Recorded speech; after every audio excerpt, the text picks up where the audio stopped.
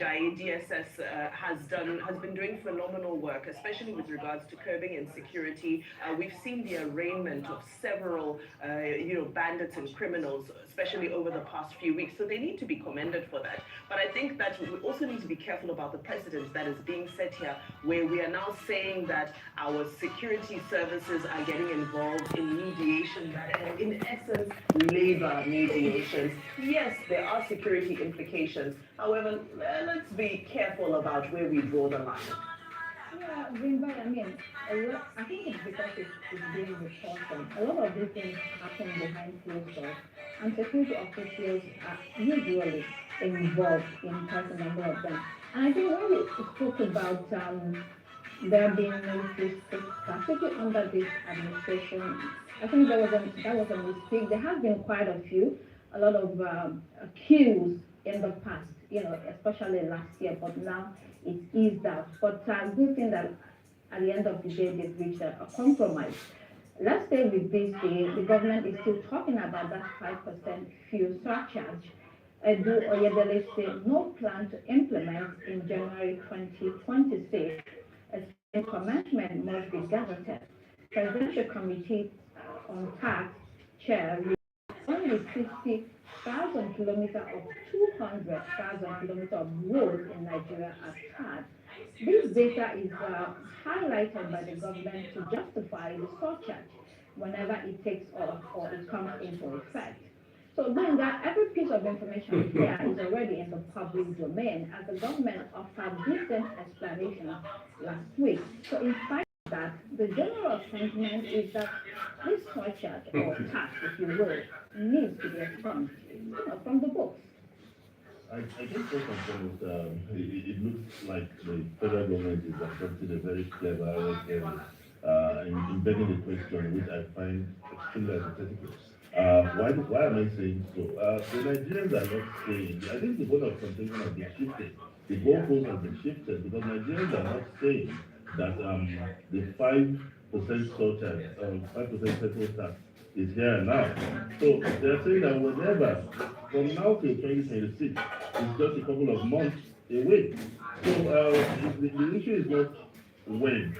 The issue is if and when Nigerians don't want, because we've already made a lot of sacrifice for the nation, considering the first subsidy pronouncement at the outset of the Bola Ahmed Tinubu administration, and also when you look at the exchange rate volatility, the Nigerians are the receiving end of the whole value chain.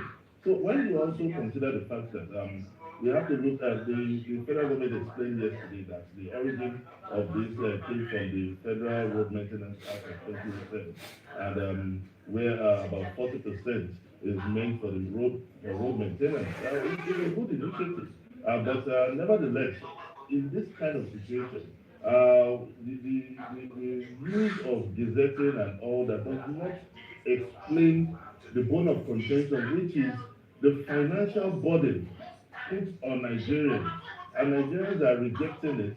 Many of the unions have also warned against it. So it's for the federal government to go back to its drawing board, and they have already been established multiple taxations on Nigerians. So if they are going to, the Tax Administration Act of 2005 needs to be reviewed. It really needs to be reviewed. If the masses are going to be at the receiving end of the bargain, then I don't think it's fair on the poor masses. Where when you look at the national minimum wage of 20,000, even the United Nations have said that this is no longer sustainable, bearing in mind the exchange rate volatility and the devaluation of the naira. So I think the federal government should come out with not just to push out administrative rhetoric to calm the nerve. It's not going to address the issue. All right, finally, in this newspaper, Natasha, citing pending appeal court case, NAS blocks Senator's resumption despite suspension expiration. Let's pull up the Guardian newspaper where the caption says PDP, LP, others have placed in its move to stop Natasha's resumption. This has become a political circus. We followed it over the past couple of months. On the one hand, are those who view this as injustice. On the other hand, are those questioning whether she has tendered that public apology ordered by the court and national newspapers, as well as the 5 million fine. And that's why this is highly polarizing. It is, but ultimately it is an absurdity. The letter from the clerk of the National Assembly is absolutely an absurdity. And first of all, we have to consider it separate first. First, it's unconstitutional. People have a right to representation, and the courts have ruled just that. The Federal High Court has ruled in her particular case that it's unconstitutional for people to not have representation. Also, there's precedent for this. Every single case that a lawmaker has taken to our courts under suspension and has been ruled upon has been found either unconstitutional, null and void, or illegal. The same thing happened with Senator Omar Agege in the Senate. We had that with Abdulmumin Jibrin in the House of Representatives. Dino Melai when he was a member of the House of Representatives. And for me, her case really reminds me of Honorable Dana's case in Bauchi State in 2012, because she was also a woman. And she took her case to the court, and they said that it was unconstitutional. And regardless of them saying that the Bauchi State House of Assembly still refused to put Rifkatu Dana back in that house, and it was a consistent case. And it seemed then that they were trying to keep her case going so that the litigation will keep her out of office. And another thing that's important here is that even when we talk about her original suspension, the Senate Rule Section 674 of the Senate Rule says that the longest time a senator can be suspended for is 14 days. At the time they suspended her, there was a subsisting court order from the Federal High Court that said they should not sit on the matter. So what we have right now in Nigeria is a lot of absurdities when it comes to our legal leave and our legal system. Because the highest lawmaking body in the country is telling us that they can go around and take our actions that are unconstitutional, that are illegal, go against subsisting laws, that go against democratic norms, that go against the rights of the people of Kogi State, and that they will do all of this to essentially punish one woman. And right, if we say yes, the suspension that has even been ruled unconstitutional has now expired, that she has not apologized or paid the fine. It's not even the matter at hand. The matter at hand is that they're saying that there is a case in the Court of Appeal because the Senate President appealed the judgment. And the reason why this is the most absurd part of this for me is that most lawmakers have to face election tribunal after their elections. That means the matter at hand, while they are being sworn in, is that whether or not they were duly elected is sub judice. So does that set a precedent that means that if you have an election tribunal case, you should not be allowed to be sworn in or serve as a senator, because whether or not you are duly elected as a senator is a matter that's sub judice in court.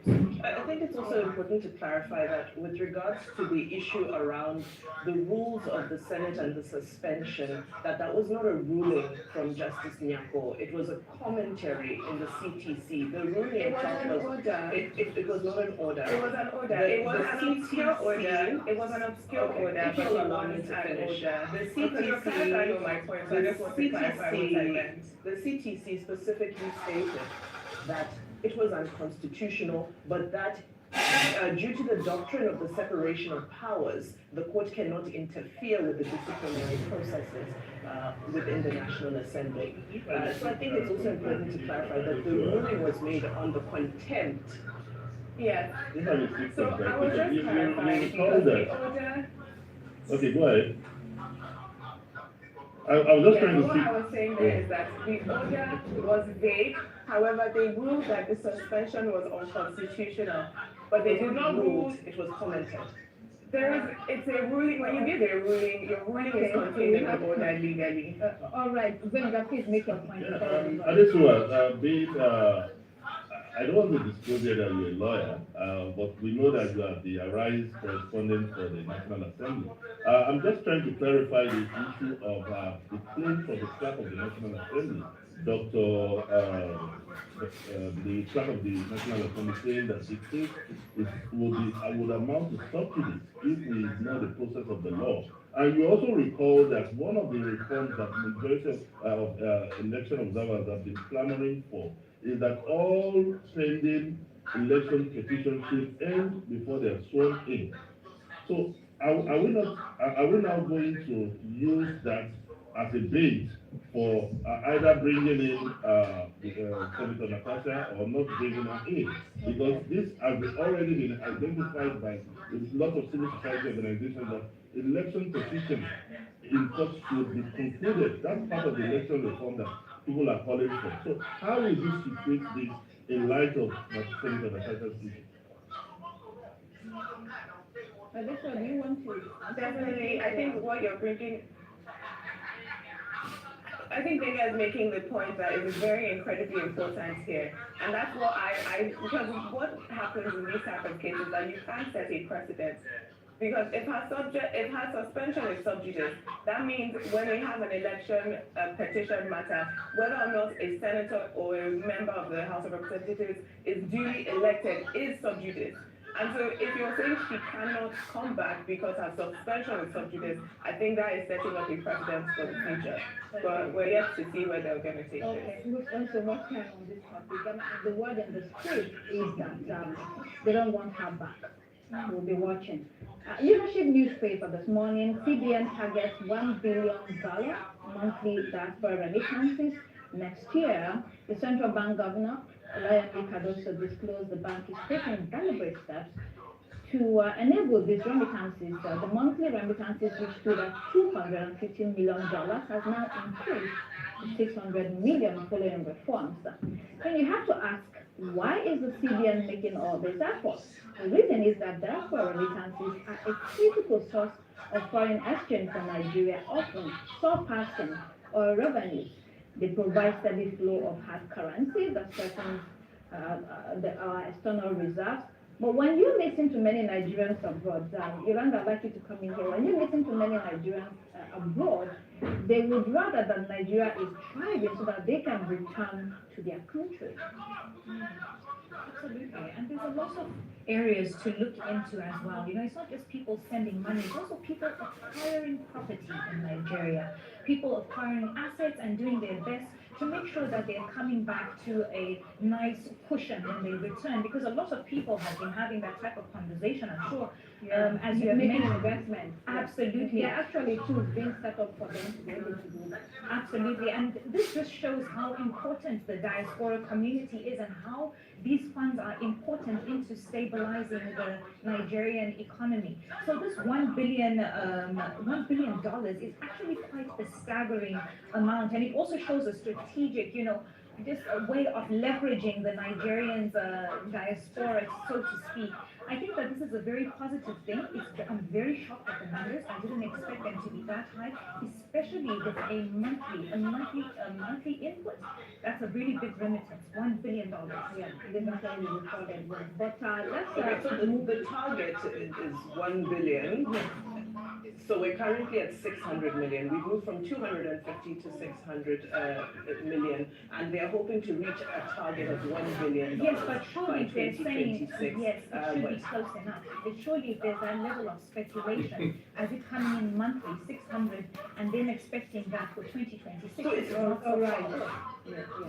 So it's not a forecast, it's a target. And so what happened at the event was that it was a charge from the governor of the Central Bank of Nigeria for the banking institutions to be able to strengthen, some of their facilities that allow for the ease of the remittance of diasporas, of the diaspora remittances, excuse me. So the conversation is really around what can the banking sector do to attract more of these funds so that this very ambitious target can possibly be reached in 2026. all right, the reforms are ongoing already. Absolutely. I mean, the reforms have already been carried out within the last 1 year. Was what brought this number to 600 million. Vanguard newspaper, let's take a light-hearted story in this paper. Will brand Nigeria as global culinary powerhouse, according to Kalajaye. Modifola Kalajaye is an accountant turned roommate caterer. She previously worked at Ernst & Young as an auditor and now lives and breathes African continental cuisine.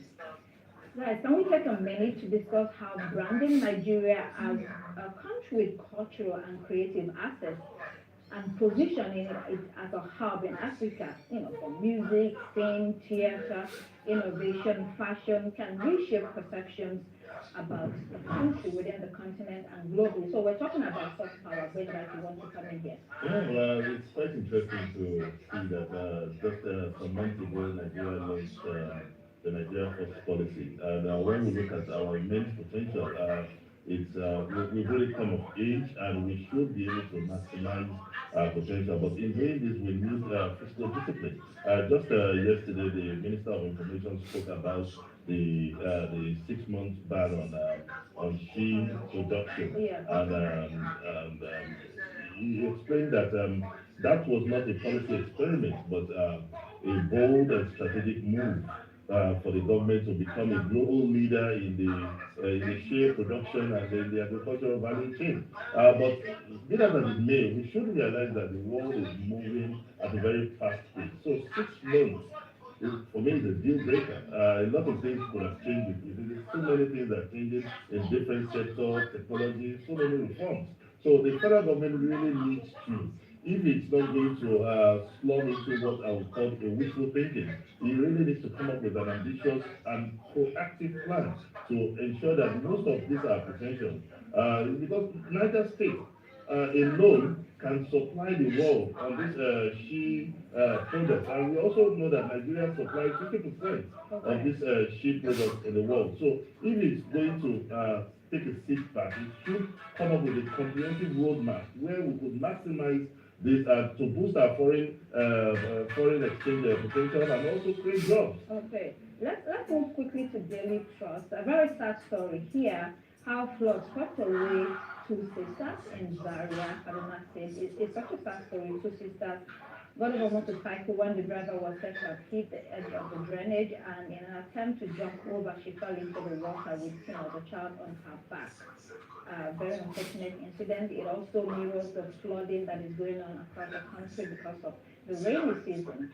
The Punch newspaper, doctors decide on nationwide strike today, so another strike in the making. And then we have the Daily Sun this morning. Northern elders recommend dialogue with bandits. This is going to be a very controversial one, although payments have been made to bandits across the country, especially in the north, during all those years of insurgency and banditry and kidnapping.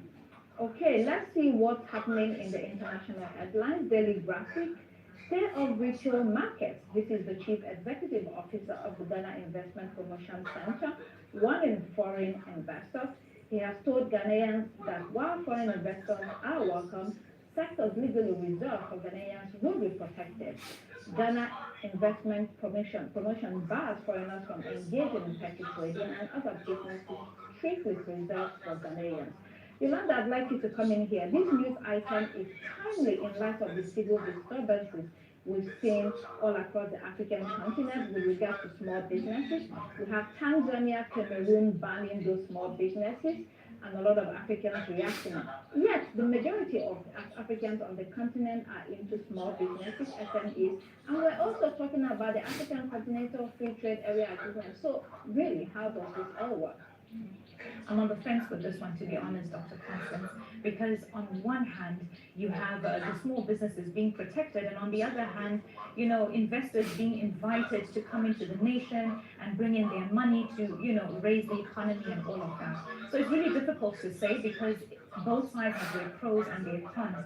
For me, I believe that the locals should be protected, their business interests should be protected, but it also comes with some very severe, cons to that, as I mentioned earlier on. It's really difficult to say, Dr. Constance. I think I would like to pass this question on to somebody else. Okay, if I may just come in here, it's been a long-standing draconian stand by the Ghana Industrial Promotion Council, I think about 13 years ago, when we recorded the first disciplinary clampdown on Nigerian retailers and investors in Ghana, small petty traders in Ghana then. I think we should allow, and that's the global standard, we should allow for a free market economy where people can invest and let the economy thrive, let the economy dictate the pace rather than having because it could have a ripple effect. It could either restrict, by the time the Nigerian traders leave Ghana, that is when they will know the actual implication of what they're doing. And where do you So draw I the think line? that when we look at the value chain, Nigerians, especially, I don't want to mention the ethnic group, so that I wouldn't be accused of being of bigotry. But when we look at they're really When making the Nigerians are across the world. They when are the very, Nigerians very entrepreneurial in their drive. when the Nigerians of every ethnic group are across Africa. Yeah, and Doing very businesses, enterprising. working, Nigerians of every Across ethnic the group. world, wherever Yeah. money is being Yeah. made, they are there. Absolutely, and that's just the point I was trying to make. But let's take the Ethiopian story, very, very important. We know that the Ethiopian Renaissance Dam, Africa's largest hydroelectric dam, has been inaugurated with a capacity of over 5,000 megawatts of electricity. What stands out to me on this dam, on this project, is that 91% of the project cost was borne by the Ethiopian Central Bank, the remaining 9% by bond sales and contributions from citizens. No foreign loans, and it cost $5 billion. Lots of lessons here, you know. This is what you want to comment. I know, Yolanda, you had a thought on that, but quickly, but this way you can also comment. Go ahead, Adesua. Yeah, I thought you were going to throw to Yolanda there. I think this is absolutely brilliant and brilliant from Ethiopia, particularly because it is primarily funded by themselves. You know, there was issues with when this dam was coming up, and it will continue to cause issues because of the river now and Egypt. You know, because water is a very important resource.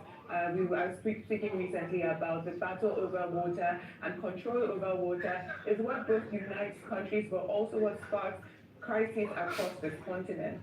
But importantly here, of course, is that the fact that this is electricity that we're talking about. Africa is essentially called the dark continent sometimes, not in the racist way, but because a lot of our people are not connected to the electricity grid.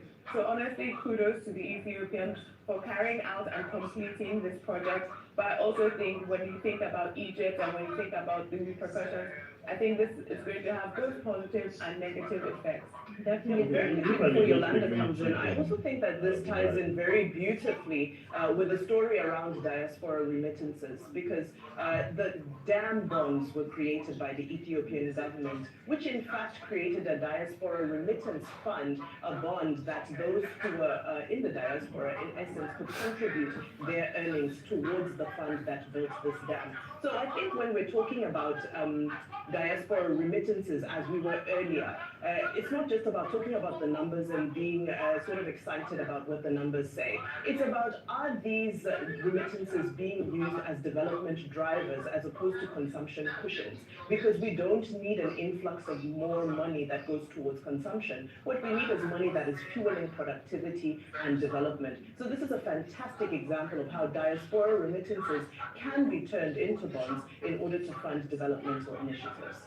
We're almost out of time. Let's quickly take, you know, there was that important story from Nepal where they were having protests, you know, protest strikes, movement against the prime minister who has now resigned. In fact, he took a helicopter and ran out of there. It just shows what collective action can do in a country. He had banned social media, and the Gen Zs were not having it. They were so upset that they had to outtrip to the street. And, you know, unfortunately, the parliament was touched, the president was also touched. But again, the people outnumber.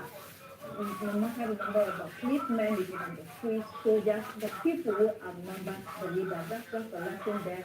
And finally, there's the Times. Israel risked Trump's wrath by hitting Hamas in Qatar.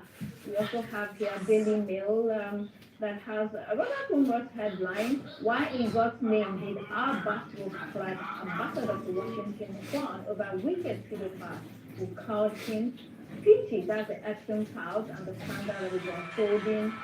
And then finally, Financial Times tightens grip on economic policy in bid to keep business on side, and U.S. flashes 911,000 of hiring numbers and hints at sharp cooling under Biden. So those were your headlines for today. Okay. Just one thought on the dam story. That reminds me of my visit to Ethiopia in 2012 and 2013. And one thing you could talk about is that they have a strong sense of national pride.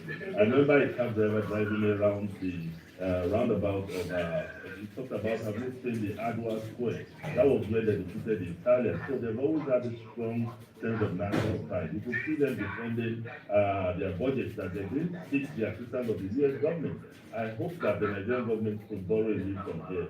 Well, you're watching David, taking us still ahead, including a special interview with a representative from the House of Rep, Honorable Agbese.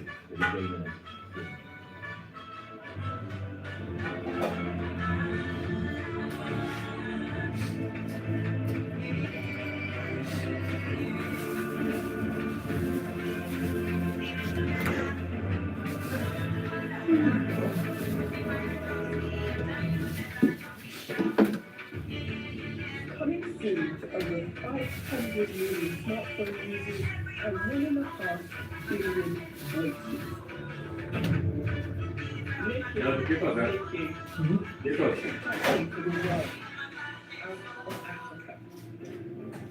By the founders of Arise and this media group, we're going to go through a big bang.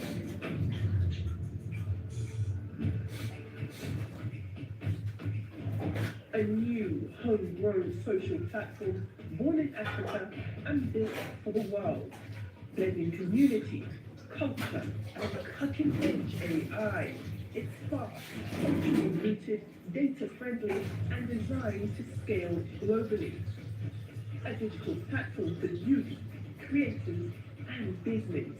A one-stop shop to connect, share, create, and earn. It's time to end social media imperialism. This is Leke, a voice for all. Emergency happened when you missed a section 2. It gets worse when you are cash strapped. No need to despair. First Advance has you covered. You can get that urgent cash right now on First Advance. With First Advance, salary earners can get up to 50% of their salary. No hassle. As long as you earn a monthly salary and your salary account has been active for at least 2 months. It doesn't matter if you run a salary account with First Bank or any other bank. Just dial star 894*11# or simply dial star 894# on your mobile phone. What's more, when you open a First Bank salary account, you can enjoy 0 charges and free debit card issuance. Download the First mobile app on Play Store or App Store today. Log in to experience First Bank digital banking. Select loans, select First Advance, and follow the prompts to receive your loan. Don't let that urgent need get the best of you. Get First Advance now. It's as simple as dialing star 894*11#. First Advance. Fast, convenient, secure. You first. First Bank.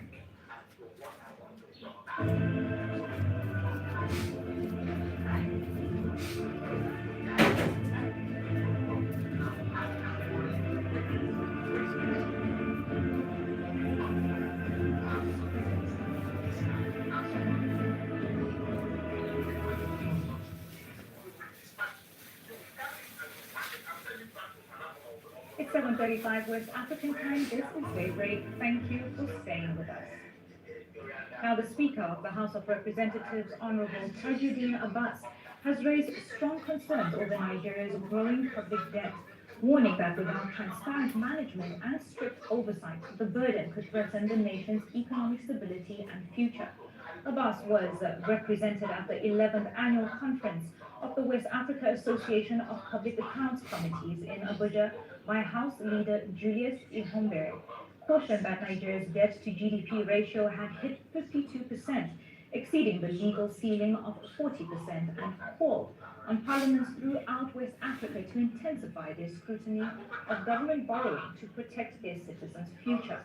Now, he calls for a shift from external borrowing to domestic resource mobilization and intra-African financial solutions.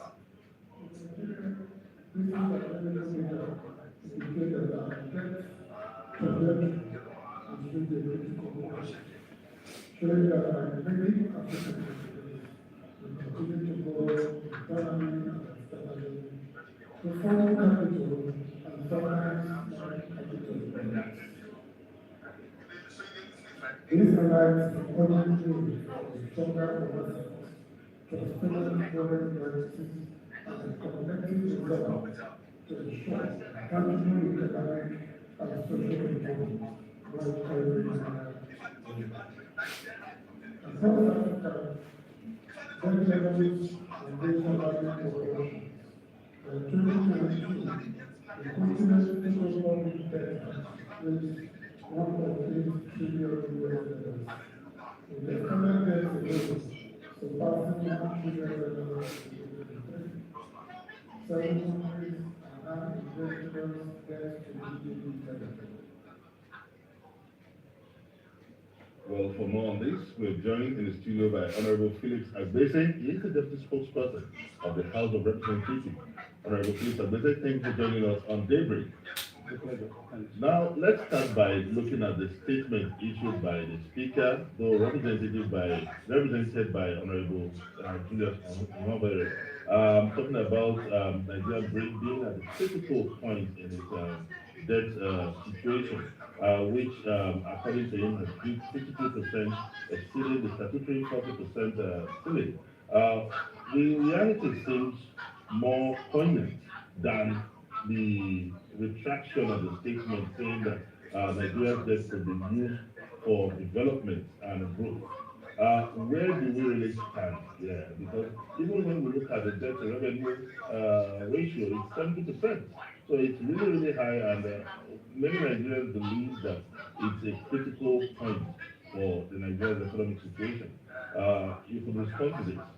Well, thank you very much, and I also want to thank Nigerians for their interest in what we do in the Parliament and their confidence in the right level Speaker President Abbas for all that we have done and achieved within the last 2 years in office as a Parliament. Coming back to the issue of debt and borrowing, I think that the clear position of the Parliament is that whatever money we take locally or from international partners must be utilized properly for the good and well-being of our citizens. And basically what we do, since we came on board, Mr. Speaker, as a matter of fact, has actually been concerned about the state of the nation, and this we have argued a couple of times. And for the current government, I won't talk about what we meant to done, but for the current government, what we have done so far is to ensure a high level of transparency and accountability in the resources that they've been able to mobilize across the world. And if you look at it, basically, the country is yearning for development across all the federal constituencies and the senatorial district. Every village today has one essential need or the other that government has to address. And this brings us to the issue of borrowing. The current administration, from our books in the Parliament, we do not think that they have engaged in excessive borrowing. As a matter of fact, Mr. Speaker, immediately after the speech was delivered, we look at those issues and the issues that were raised by a segment of the media. And as a matter of fact, I do not think that they align with the thinking going by the speech of the Honorable Speaker as was delivered at that event. Yes, as a Parliament, we caution from time to time because that is our responsibility, part of our oversight function. You know, is to send the warning to the executive to always put them on their toes and to assure Nigerians that we're always watching. And so far, I think the executive, you know, have been meticulous in dealing with this borrowing and the its utilization. Okay. Well, the ceiling of 40% was one that was created so that we would know what excessive means. So when we're within 40%, that means that we are within our limits given the context of our economy and the intricacies of our economy. And when we exceed that, it means that we have gone into the realm of excessive borrowing. Now, what many people are saying is that given that the speaker was able to share these very boldly, and it was welcomed by many, not just in the political space, but even professionals, economists and so forth, and the polity at large, welcomed and commended his admission of what is the reality of our economy at the moment. And then he later sort of recanted and had to re-explain what he meant. Many people are saying this is symptomatic of the relationship that the legislature has with the executive. There is no separation of powers, there's heavy influence, and in fact, just like the Red Chamber, seems like the Green Chamber also falls under the stigma of rubber stamp. Was the speaker gently threatened or encouraged to walk back his statements because they were not favorable to the executive? That is not correct.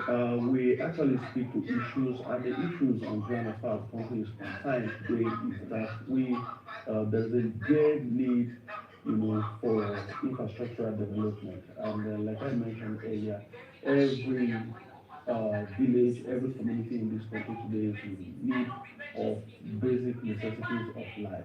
So what do you do as a government? Because our responsibility as a parliament, of course, it is the duty of the executive to implement, source for the resources and implement these resources. And when the source for these resources, it is also the responsibility of parliament to ensure that we scrutinize. And so far, so good. Since 2022, when we came on board, we have taken our time to diligently scrutinize, every single borrowing, either locally or from the international partners. And then so far, we can tell Nigerians confidently that yes, the executive is on track. Now, when you mention the issue of the speaker being a rubber stamp, or if someone was walking back threatening, his statements. No. He didn't walk back his statement. We only put the statement in the right perspective. We do not want a situation where Nigerians begin, to put words in our mouth and say, this is what you have said. And what we do in the parliament, as a matter of fact, we do our work professionally. And in doing that, even when the executive approach us for approvals for them to be able to source for money, we also look at other international economies. For instance, Japan, which is about half the size of our country. You look at their loans, their debt obligations to other countries.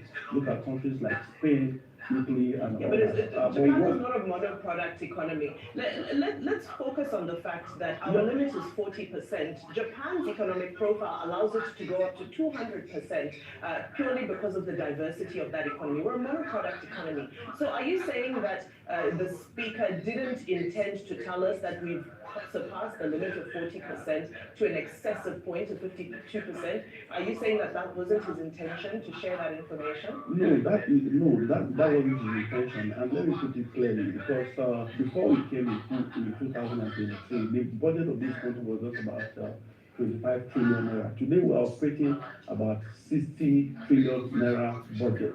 So for you to be able to service this budget and the projects and expenditures that be captured in this budget, you actually need to take resources.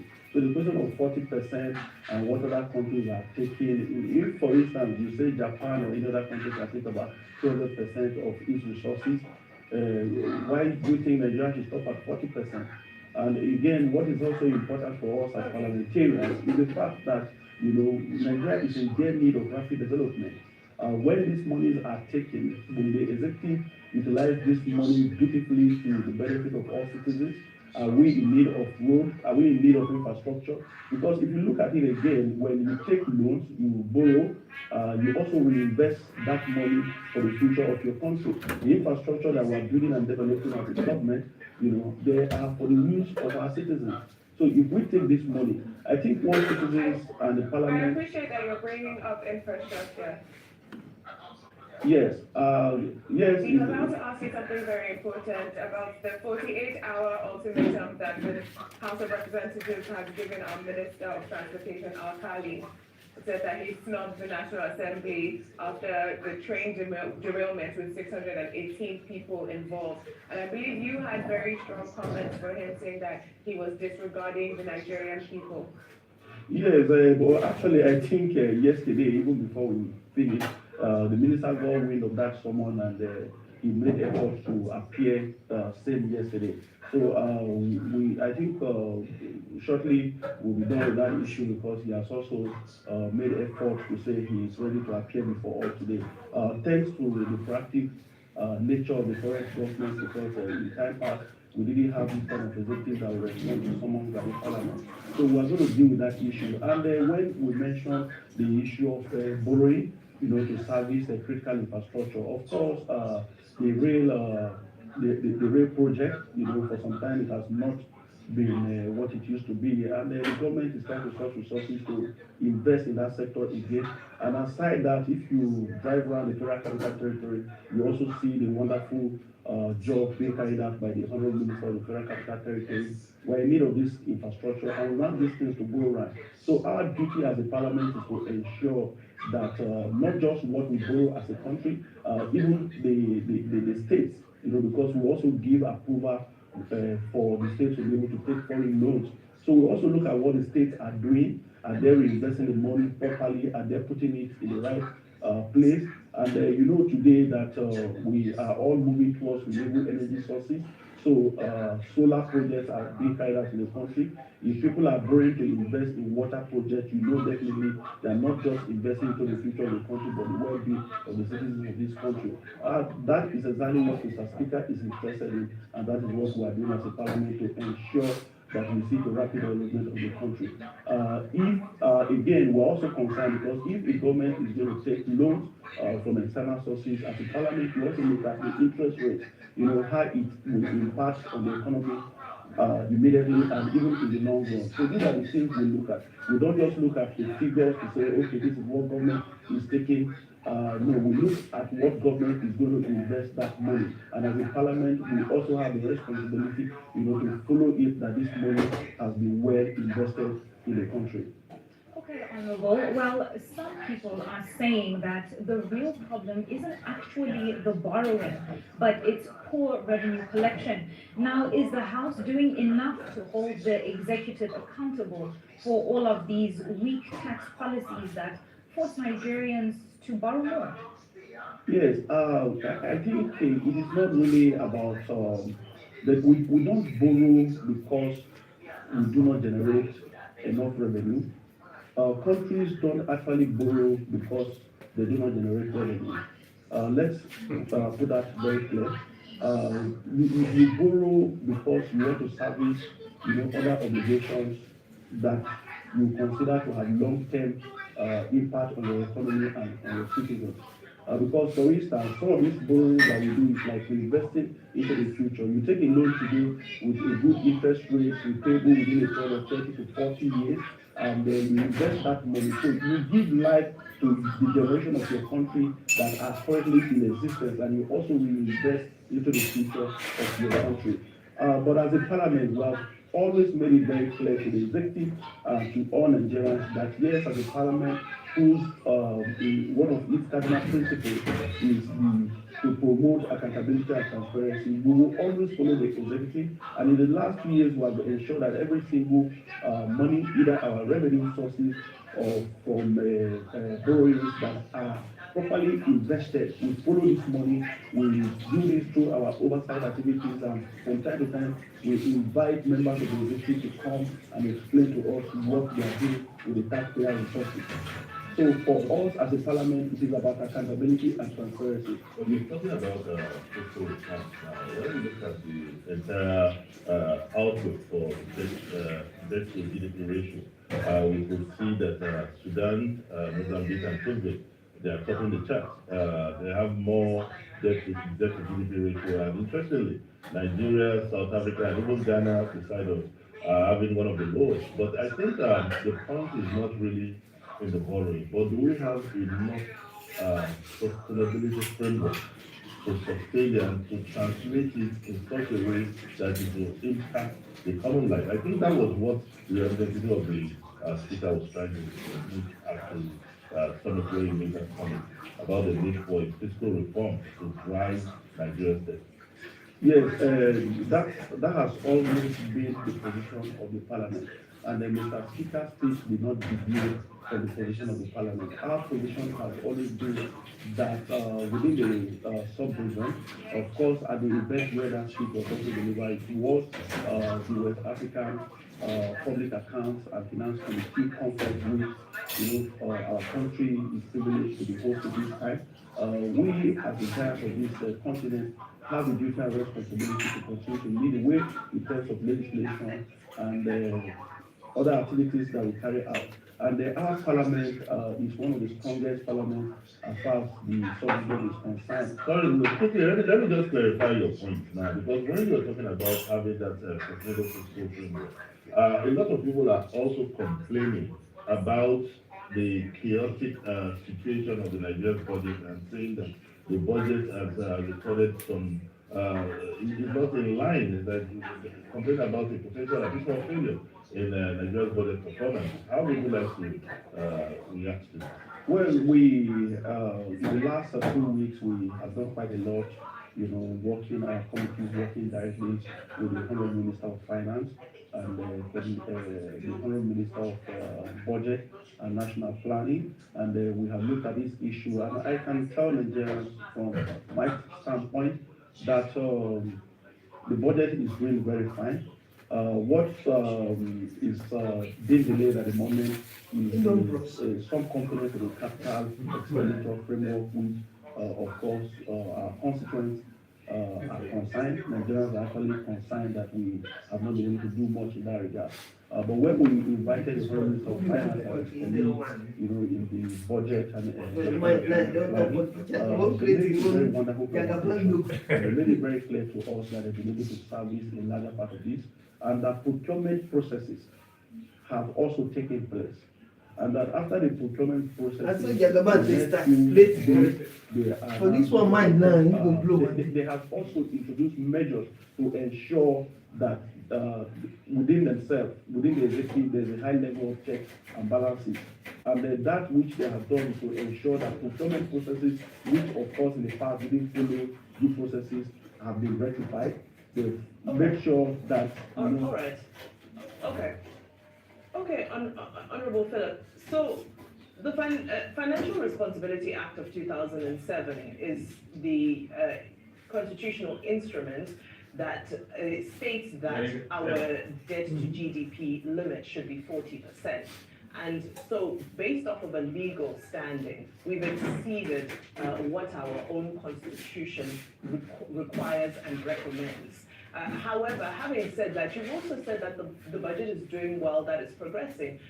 We're yet to see any budget performance numbers. So can you share what's the budget performance in terms of numbers? What percentage are we looking at? Because we're running 3 concurrent budgets. So which of them is performing well, and at what percentage? Well, I don't really understand what you mean by running 3 budget. But as a parliament, I understand that the 2024 budget, which we approved and gave, we gave approval to the executive to be able to service and conclude on critical infrastructural projects embedded in that budget. That is being handled. And with our recent interaction with the Honorable Minister of Finance, I think that has been taken care of about 90 to 99%. Because they are just concluding the final leg of payments to contractors to finish that budget. And when you want to also look at it in terms of reality, are those projects captured in the 2024 Appropriations Act? Because if you look at the personnel, no Nigerian worker is being owed salary for 2024. And if you also look at the personnel side of the budget, no Nigerian worker. The doctors are about to strike anyway. We don't have time to get into that. Yes, I don't know. The doctors are not. I don't think doctors are going on strike because they've not been paid salary. Probably they are arguing for other conditions of service. They have might be arguing for other conditions of service, not more to the parliament. Yes, and yeah. People are talking about conspiracy projects because the executive has not, executed those projects. Like I mentioned earlier, we have interacted with key holders of power in that regard, and even today by 11 o'clock, we'll be meeting the Honorable Minister of Finance and his counterpart in budget and national planning. They are going to give us the exact situation. They are also be able to do quite a lot in terms of rendering payments to contractors. And what they are doing, it might not look slow to Nigeria, but there are people that every morning pay to contractors and going into the right places. So we don't have this situation where we pay for services that are not being rendered. I can't wait have to get the EFCC or the ICC. Regularization. Better pay one so that you reduce your workload. Very important. So it doesn't matter. We are not interested in this. We want the right thing to be done. And that is the standpoint of the Nigeria and the parliament. Since this year, why detach myself? Thank you very much, Honorable Agbas, for joining us this morning. He's the deputy spokesperson in the House of Representatives, giving us insight into the budget and the process that goes into monitoring our budget. Thank you for your time today. That's all we have time for, unfortunately, here on Daybreak. But we'll be back same time, same place tomorrow. Until then, I'm Mumbai Multimedia and Rayon. I'm going to ask you. Something like this online, if you like, you can even write Of course, I'm against Sani. Thank you for joining us. that one is And I'm physical gonna and keep it's it here on Arise News. The morning show is hosted by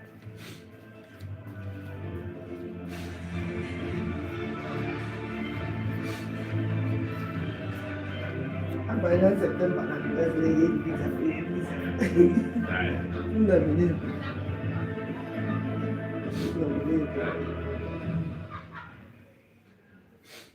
More you know August start again September. Event where you miss quick.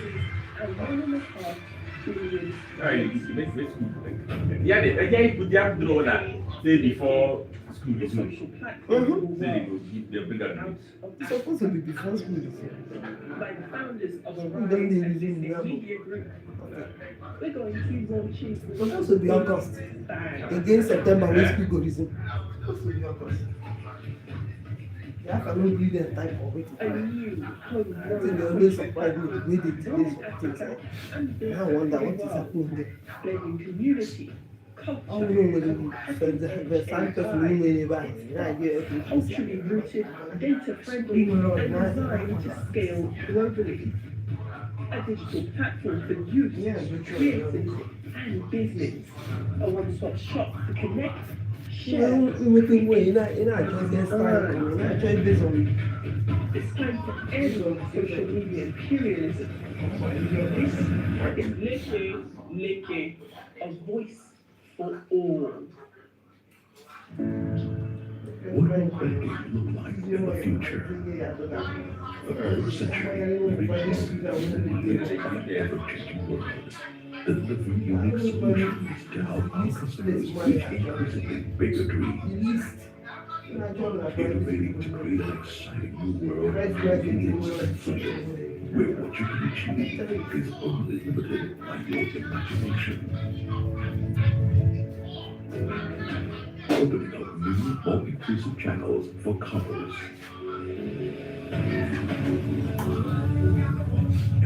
Empowering a new generation to reach beyond their dreams and grow into the giants they were always meant to be. We're helping to create a future where the possibilities are infinite, the opportunities borderless, and where the world looks up to Africa. Let's awaken the giant in you. You first. First Bank.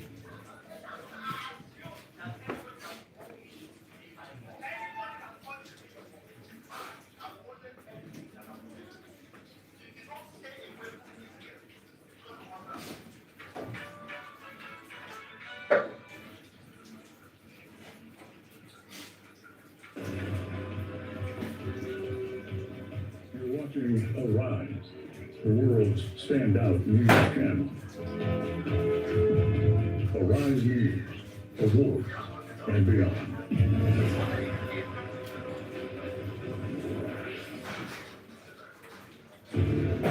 Coming soon to over 500 million smartphone users and 1.5 billion voices.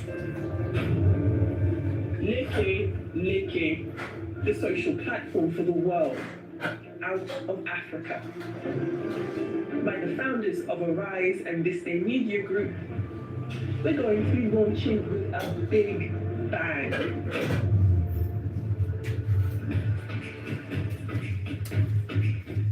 A new homegrown social platform born in Africa and built for the world, blending community, culture, and cutting-edge AI. It's fast, culturally rooted, data-friendly, and designed to scale globally. A digital platform for youth, creators, and business. A one-stop shop to connect, share, create, and earn. It's time to end social media imperialism. This is Leke, a voice for all. Naira, shillings, tiger, yen. Commodities, pounds and shares. Yeah, personal, Currencies, happy understanding, please. Find us those and trade.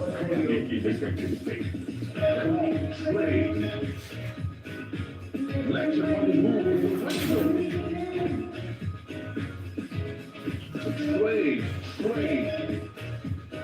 Let the markets stay up to date with business and markets every weekday on the Rice Exchange.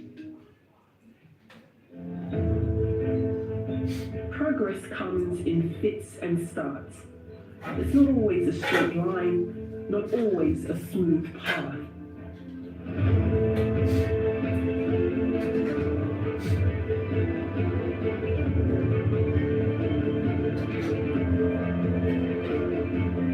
But 65 years after independence, I will Nigeria go for my Rise and This Day. with bold reforms, new leadership, and global ambition. Africa's most populous nation is turning the corner. To democratic resilience, from the fight against terror and insecurity, to the battle against poverty, and the surge of creativity But this and one is social innovation, media app or something. Nigeria works again. As the world gathers in New York for the United Nations General Assembly, Wow. at the intersection of Nigeria's 65th commemorative, it's time for Nigeria to tell its How story. much your social media On has the Rise News channel, magazines, global I'm a platforms, boy that I on gave you. Instagram, Facebook, TikTok, YouTube, WhatsApp, and X, as well as on global screens reaching billions around the world. Progress isn't always smooth, but Nigeria is building, moving, rising. Nigeria at 65. The world is watching. And this time, the story is ours to tell, including the story of the 65 shapers defining the future of the cultural capital of the world.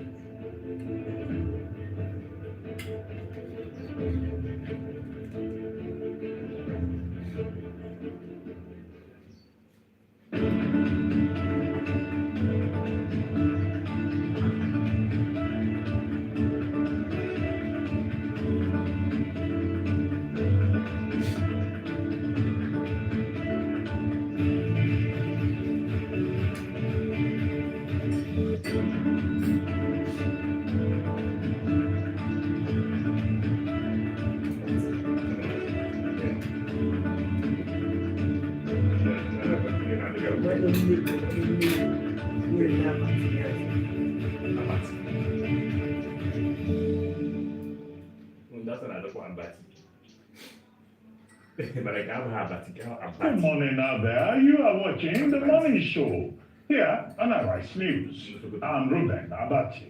I'm Iron Meyer Essex. Good morning. I'm Faustin, I'm going to Gracious Land. Jana Abati, Jana Abati. You man who can assume to honor perform.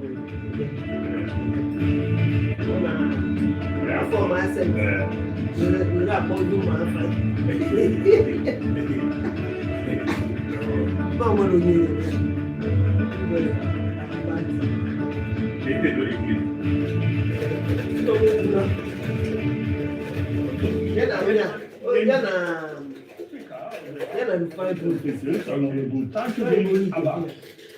That's right. That President Bola Tinubu is committed to ensuring that borrowing remains responsible and tied to productive investments.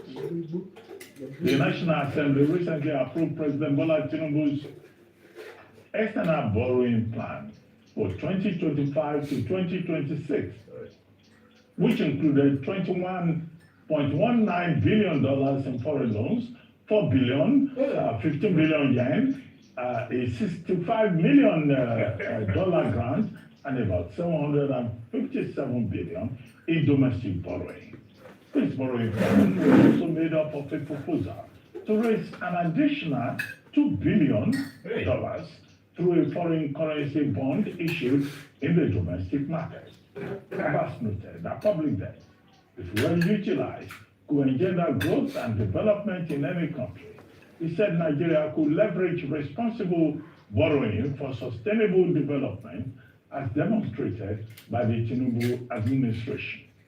Joining us later on this show to discuss alternative sources of borrowing for infrastructure development is Professor Akwameku, an economist.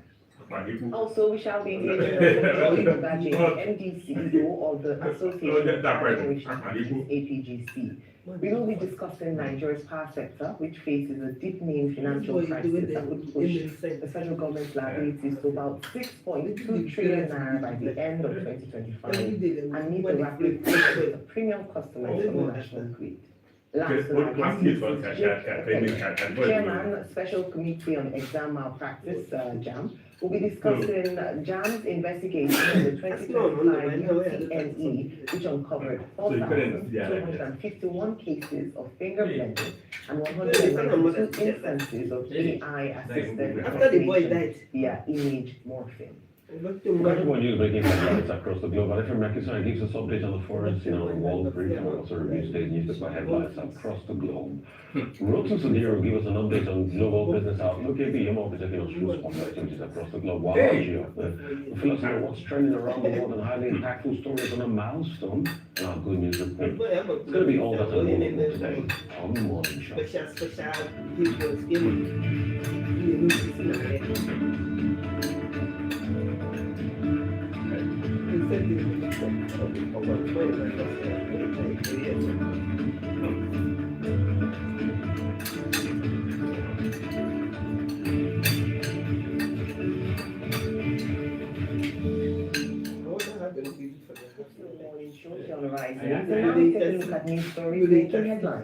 Around the globe. National Union of Petroleum and Natural Gas Workers, NUPENG, yesterday called off its industrial action after the Department of State Services, DSS, brokered a truce between the federal government, oil industry stakeholders, and oil labor. The resolution followed a high-level meeting in Abuja with key government officials, representatives of the Dangote refinery, and leaders of major trade unions in attendance.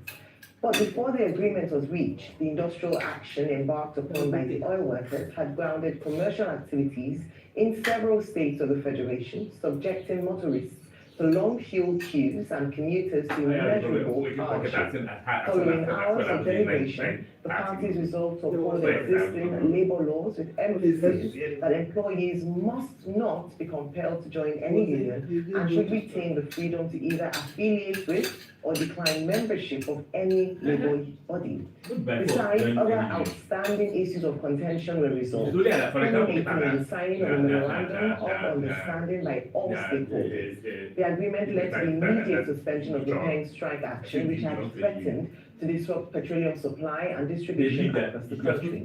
Specifically, all parties agreed to the unionization of only employees of Dangote Refinery and petrochemicals who were willing to do so.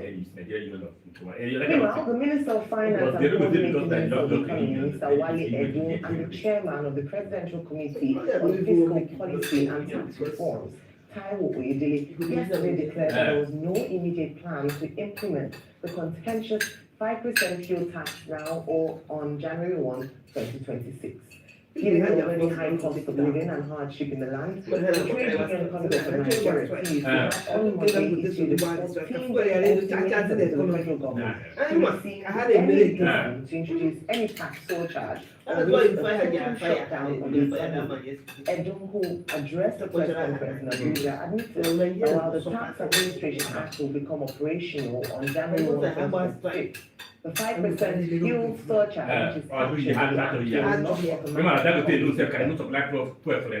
the chairman of the Presidential Committee on Fiscal Policy and Tax Reforms, Taiwo Oyedele, yesterday claimed that the proposed 5% fuel surcharge was critical to fixing Nigeria's deteriorating road infrastructure, but maintained that no date has been fixed.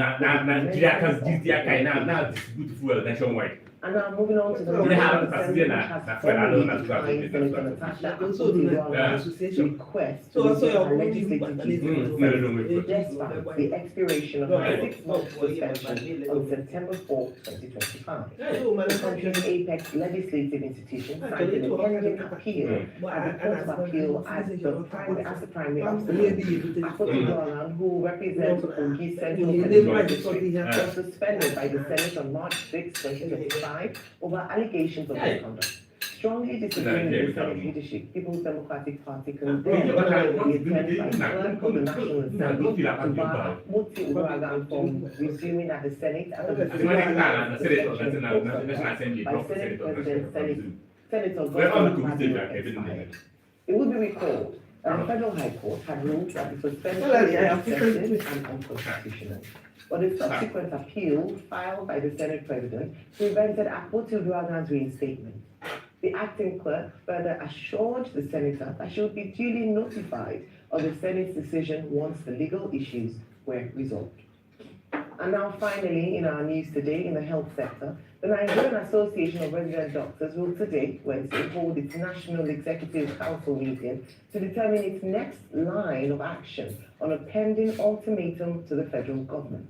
The association had earlier issued a 10-day ultimatum to relevant government agencies warning that members would embark on a nationwide strike if their demands were not met. The threat comes amid mounting pressure on Nigeria's fragile public health system, which is already with a shortage of doctors, poor infrastructure, and overcrowded hospitals. In a communique issued on September 1, 2025, the doctors demanded immediate payment of the outstanding 2025 Medical Residency Training Fund, settlement of 5 months arrears from the 25 to the 35% Consolidated Medical Salary Structure Review, and other long-standing salary backlogs. They also demanded the payment of the 2024 Accruement Allowance arrears, prompt disbursement of specialist allowances, and restoration of the recognition of the West African Postgraduate Membership Certificate. Alright, so from averting one strike, looking to a potential strike following the committee's meeting today, cycle of strike across the nation, this is the way forward, but beyond that, of course, we'll find the other story in today's line of headlines from across the country. Okay, so let's start quickly. I'm happy cool heads are finally prevailed. Anyway, I think we had said it on the table here yesterday that people should be allowed to really join any union they want to join. So the argument of trying to force people to join a union obviously did not hold water. And I think common sense prevailed. You can't force people because we know that hitherto, Penga tried to sabotage Dangote's business and the empirical facts that how they were not helping with the distribution. Secondly, I am not comfortable with the narrative the government is putting out there as regards this 5% surcharge. And there are many things I'd like to talk about.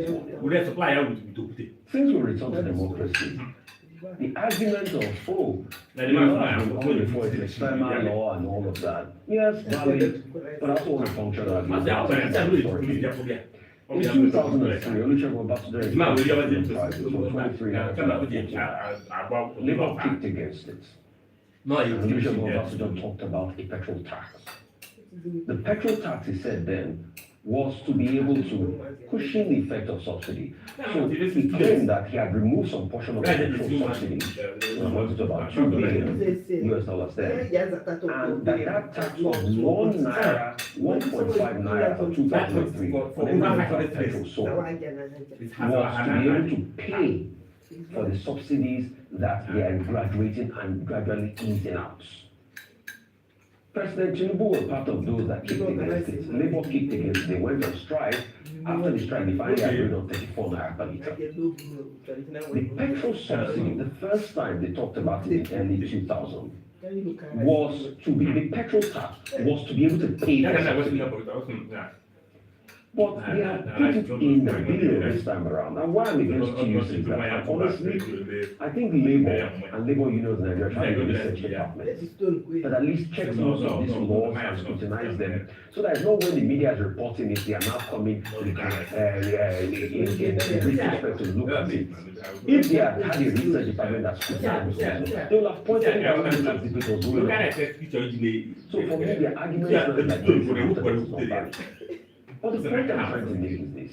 Olusegun Obasanjo introduced the petrol tax there to be able to pay subsidies. Today, President Tinubu has said subsidy gone. Despite the fact that after saying subsidy gone, he still pays subsidy till September 2024. So when they say subsidy was gone there, the NNPC was lying to themselves. Government was lying to themselves. Subsidy was gone. And now, NNPC is claiming about 7 trillion is the worth of that subsidy paid in the course of 1 year. Why they were lying to themselves that subsidy was gone. So now that they finally said subsidy is gone, you are now telling Nigerians, after you told Nigerians that once you remove subsidy, the savings on the subsidy will be used to build roads and build everything and all of that.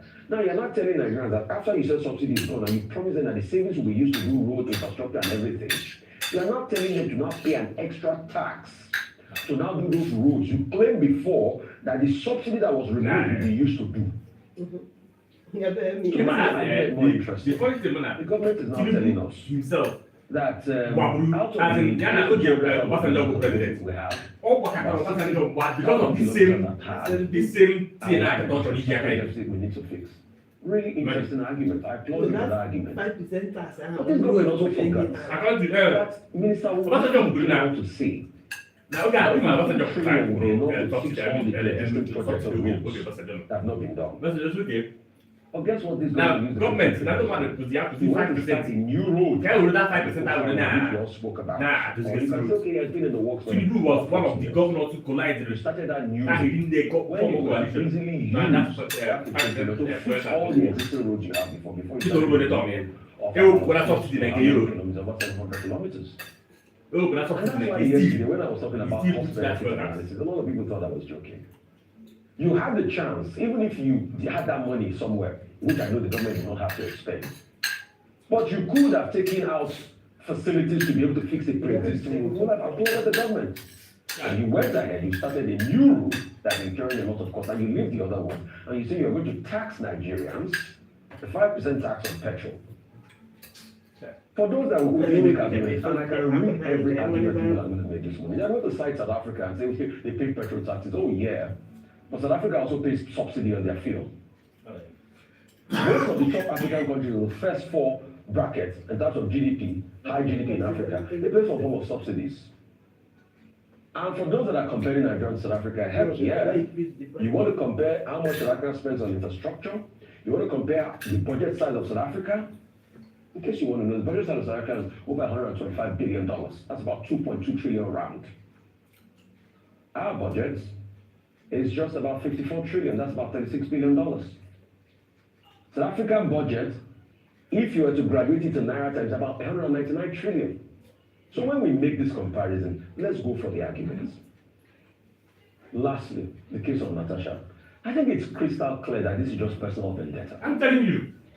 Because I am not absolving Natasha, so she must provide the evidence she says she has for sexual harassment. And if she doesn't provide it, I will keep hounding her for that. But after a case had gone to court, the time for the suspension was over. After you had tried to take Senator Natasha out of the Senate through a recall process that failed, somebody would have expected that the interest of the people that she's representing with Paramount, and you allow her to come back and serve, despite the fact that you have a case in court. But you are using that as a shield to block her, just because she has not said sorry, right? So why must we have a society where they must only say sorry to some people because they feel like they are God? You see, and that's why I say to a large extent, we don't practice democracy. It's a demonstration of Christmas. Demonstration of Chris. Demonstration of Chris. That was democracy. Not demonstration of Chris. Clerk of the House. Hi. Now issued That there are issues, and that those issues in court, appeals in the court of relating to the suspension of Senator Natasha Akpoti-Uduaghan on March 6th, that those issues are sub judice. However, in the course of the litigation and all of that, I think it was Justice Binta Nyambo who ruled how one single human being held the entire Senate to answer. One single human being held the entire River State to answer. Because if you have representative people, that people that then you suspend them 120 days, which is how can one human being hold the entire River State to answer for representation of the people. The judge, speaking of it, said, the governor, River State,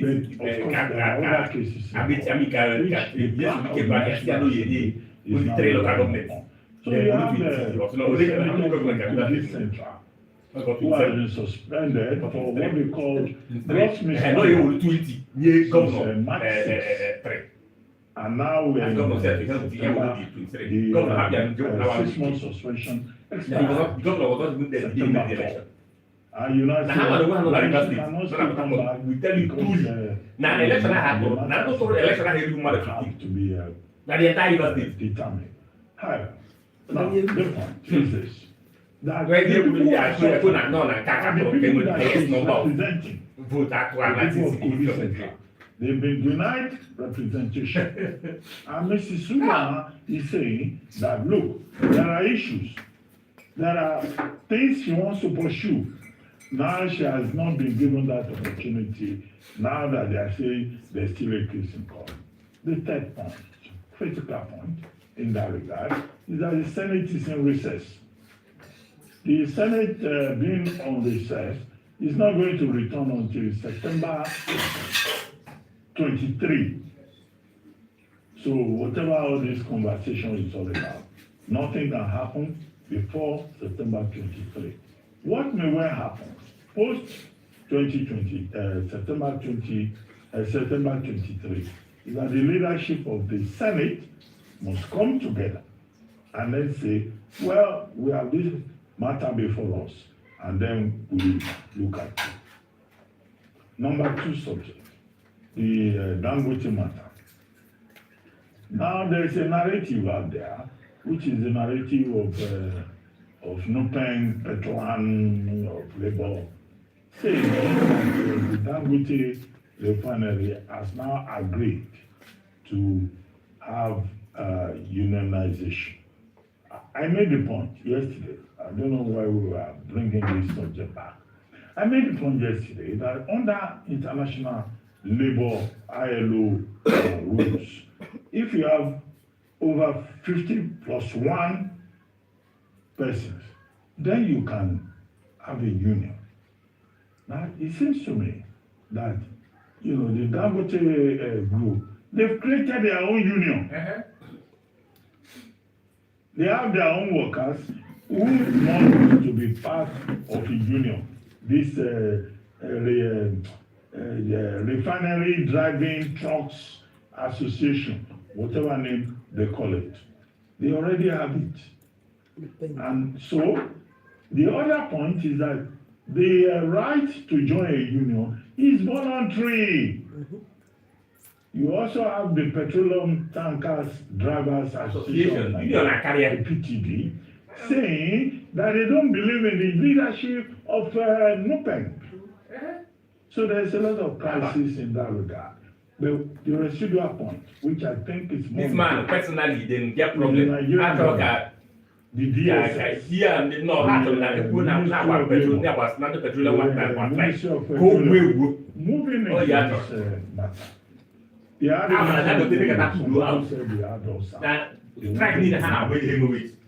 had another meeting yesterday. Federal government had to surprise the house to be done now. Federal government was saying, and the DSS that it's even to their own advantage. That they cannot afford any destruction in the oil and gas. I'm not disadvantaged. Strike all over Nigeria. Whether you belong to union. So how many women actually fight it down to take the show? Yeah, can just support those. It is good to hear. Was the end of strike? I will not defend of my enemies. Succeeded in saying that look, there must be peace. However, Dangote reportedly say, yeah, we pay our workers well. They will not join federal government is fighting Dangote.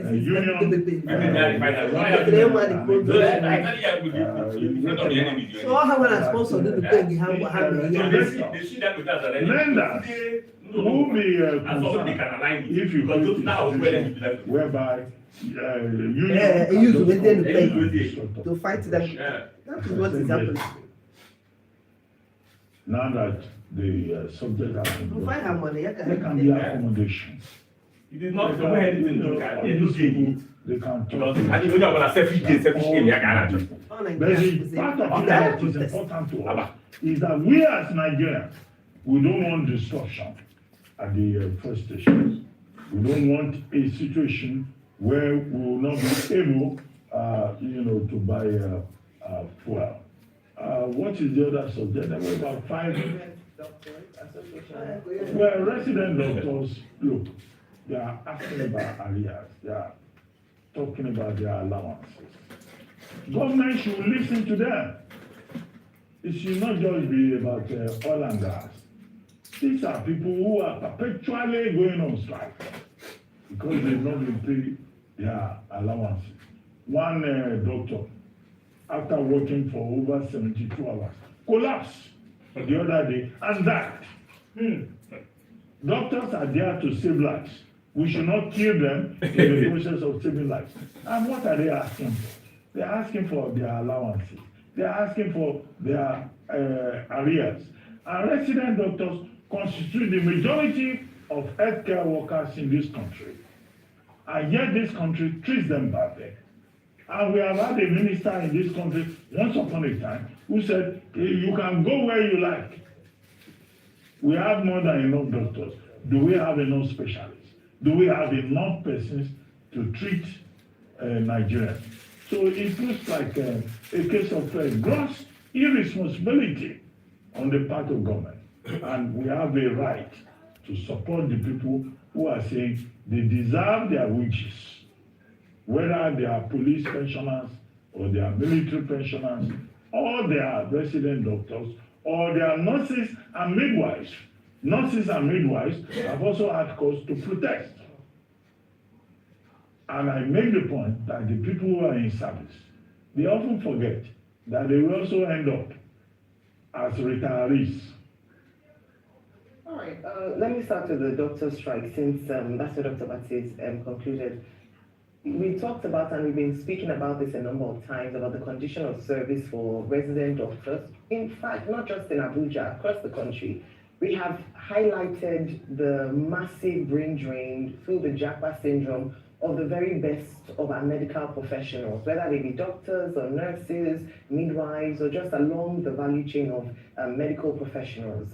we've highlighted that there is a brewing crisis, not just on this table. Professionals, presidents of groups, associations have come out to talk about the massive brain drain and how Nigerian doctors are just one step away from going abroad or to other parts of the world to get a better chance of their livelihoods or their good payment of service, better conditions of service in terms of their working. And I even compare the fact that they are not just not going to Western countries, even across the African continent. A number of them are going to Ghana, going to South Africa, because in these countries, they get better paid for their service. There's recognition, there's respect, there's dignity of service. Only earlier this year, in January 2024, the Association of Resident Doctors in Abuja and the FCT embarked on a one-week warning strike over the same issues around payment of arrears, payment of salaries, better working conditions. Down the line, this is 9 months down the line, and we're still plagued with the same issue. Quite frankly, I don't think a lot will come out from their meeting today, and so it's very likely that they're going to embark on this strike. What is the government doing about this? Like Dr. Bassey mentioned, we're putting money into infrastructure, having fuel taxes, have roads and all that. But if we don't handle the critical needs of health, shelter, well-being, education for the citizens, who are the people that will ply these roads that we're fixing? It is a shame to see that we are pushing more and more our best brains from staying back in the nation. If you go to a lot of the hospitals, the person that will attend to you, unfortunately, might not even have the requisite time of service or qualification to attend to you, but we have to make do with what we have currently. It is a sad situation. I'm hoping that the government will pay attention to this critical part of our society and meet their demands, pay off their arrears. The money is, we talk about revenue generation, meeting the target, and the big question had always been, when we talk about revenue generation from this administration, what is it being used for? At the moment, the citizens don't feel the impact. The critical sectors of the nation don't feel the impact. So where exactly is the revenue going to? Is it going to contracts, awarding contract upon contract to friends and family members for road constructions so that in their way there's some money? So what are we really doing about the revenue generation that we've been talking about and applauding this administration about? Moving on to this administration and the Dangote strike, I've maintained right from the very beginning that one of the challenges or main challenges for NUPENG was the unionization or lack of allowance of their members who were going to sign up as drivers for these new CNG trucks purchased by Dangote Refinery to join a union. And we've highlighted the importance of this again and again. I think just to buttress the point around the fact that when we talk about, and I like that there's a clause for voluntary association, so the drivers cannot be mandated to join NUPENG or any other oil or NLC labor unions. But I think it's now important to probe these unions as to how effective they are to the workers. To what extent do they represent the interests of the workers? I believe that when the people begin to demand for better service and better representation, not just calling off strikes and going to negotiation tables and not coming anything substantial for the people that they represent, then it would be better for them to really come to the table and say, if you're not doing it well for us, if you're not doing it good for us, then there's no need joining a union that is just there because it is the norm or it is okay to join the union. So the spotlight now is to strengthen these unions, to make them attractive enough for the workers to want to voluntarily join them and to hold them to account. When last were their books audited? When last did we check how much money they were getting or allowances? When last did we check the administration of these unions? These are some of the questions we should be asking for, because the only time, oftentimes, you hear of these unions is when it's time to call for a strike, when it's time to hold the country to ransom because one or two people or some people at the leadership level feel like their interests have not been put into consideration. We cannot continue to hold the country to ransom based on people who ought to be doing that. We remember the union days of Comrade Adams Oshomole, when they would go out to protest and the government would actually listen, where we'll see the results based. Which results have we had in recent times based on the unions? Is it salary, minimum wage? Is it the refineries that are working? Is it the agitation for better living conditions for Nigeria? Where have we seen the impact of these unions in the area of action following a strike action? And that is why sometimes when they come out again, I'm putting it to them this morning very strongly, because we need to represent the Nigerian workers better. Not just to call for strikes, not just to go on strikes, but to actually ensure that those strike actions that affect national security in some instances actually do good for the people and the nation of Nigeria. Finally, on Senator Natasha Akpoti-Edouagan, I believe that under this administration, one point I'd like to mention, I have to pick all the points I want to say this morning, is what's happened in the interim? What happens in the investigation? We cannot have a senator of the Federal Republic of Nigeria come out to make strong allegations against the Senate President, and then we sweep it under the carpet and are focusing on technicalities. We demand that the investigation panels that were said to be would be set up to dig deep and find out what really transpired between the two parties, and of course with Senator Natasha Akpoti-Edouagan presenting evidence and the Senate President also presenting himself for investigation should happen. This is important for our democracy, and I just wanted to mention that in all of this, let's not forget the critical aspects of these issues. But it's time now for a short break on the morning show. When we return, we'll have Adefemi Akinsanya join us for one brief and to review top stories in today's newspapers. Stay with us.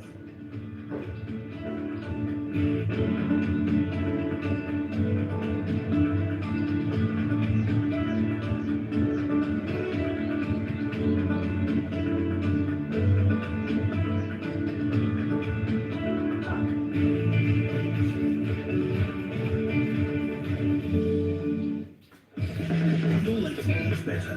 More nutritious meals, more veggies, but we want it tasty and easy too. No cubes, that's the secret. Made with real ingredients like chicken, parsley, and garlic, and enriched with iron, so your meals are better for you and more delicious too. That's the cocoa. Let's give it some accolades. Change your world by changing what's on your plate. Are you struggling with a health challenge? Do you need financial help to access treatments? I'm tired of trying. I need help. I want to try IVF. I know it's expensive. Apply now for MHSS, the Maternal Health Service Support, a discounted loan by the W initiative of Access Bank. For more information, visit our website on www.vwcommunity.com or any Access Bank branch nationwide. You can also send an email to wcares@accessbankplc.com. Terms and conditions apply.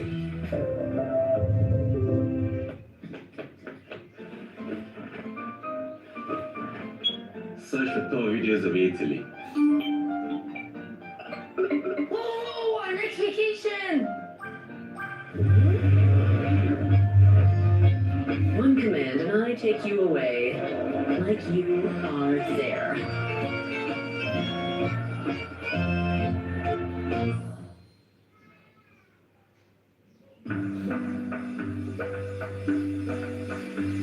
My morning now when they break me, I know they shake no matter the condition. I fit no carry first, but I know they carry last. Oh, but don't they go transfer? Today na my day, and I go day okay. Cause both full my chest, like bulletproof vest. Today na my day, and I go day okay. Cause they reach my thoughts, the fire go the bomb. Naija go sweet oh yeah. The fire go the bomb. This message is from Hope Alive Initiative, a group that is committed to the well-being of the citizenry through advocacy for good governance and progressive ideals. Hope Alive Initiative, for the greater good of all.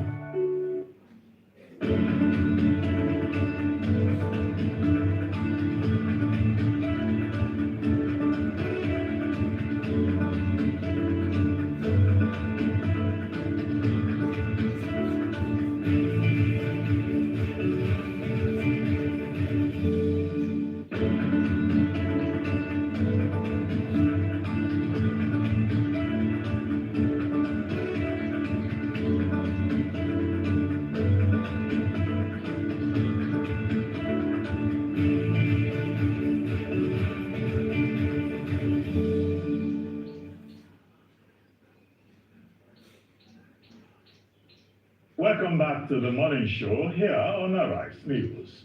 Joining us now for a brief and a review of some of the headlines of today's newspapers from around the world is Adefemi Akinsanya. Today she's in blue. Blue. Good morning. Good morning, Dr. Ruben. The doctor in green. How are you this morning?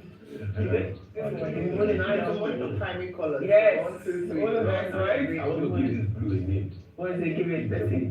Oh, I like it. I like it. Why not? Why not? 0.5. We have our own everything. Funnily enough, good morning to you viewers. Let me tell you what's happening around the world. Well, we begin in the Middle East, where at least 6 people have been killed by an Israeli airstrike on a residential compound in the Qatari capital of Doha, which targeted Hamas leaders who were participating in Gaza ceasefire discussions. Hamas says its senior leadership survived the attack despite that 5 of their delegation members did, unfortunately for them, they did lose their lives. Now, Qatar says it had no prior knowledge of the attack, which it called a blatant violation of international law, and says it reserves the right to respond. Israeli Prime Minister Benjamin Netanyahu says his country acted independently and takes full responsibility for the attack. The United States, an ally to both Qatar and Israel, says it's unhappy with how the events transpired. US President Donald Trump says he was told of the attack by the US military, and then he tried to inform the Qataris of the impending attack, but his information came in too late. Now, this is the second time in 3 months that Qatar has found itself on the receiving end of incoming missiles. The other being Iran's token attack in June on the US airbase at Al Udeid, just outside Doha, the capital. With Qatar being a key mediator between Israel and Hamas, it's now unclear how this latest strike will impact ceasefire negotiations between the two sides going forward, with the faltering talks having come to a halt. Now, carnage and chaos has rocked Nepal as Communist Prime Minister KP Sharma Oli resigns amid protests accusing him of corruption and authoritarian rule. Now, at least 22 people have been killed in the unrest, which saw the parliamentary building set on fire. Videos circulating on social media also show protesters breaking into the home of Nepal's Foreign Minister Azar Rana Dioba, where she was punched and beaten repeatedly.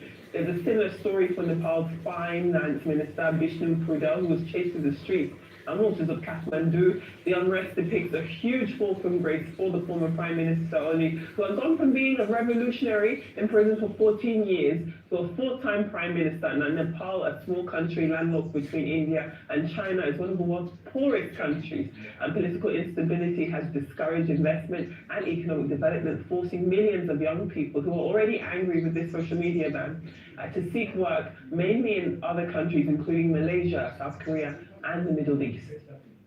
Now, coming to the African continent, and Ethiopia has officially inaugurated Africa's largest hydroelectric dam.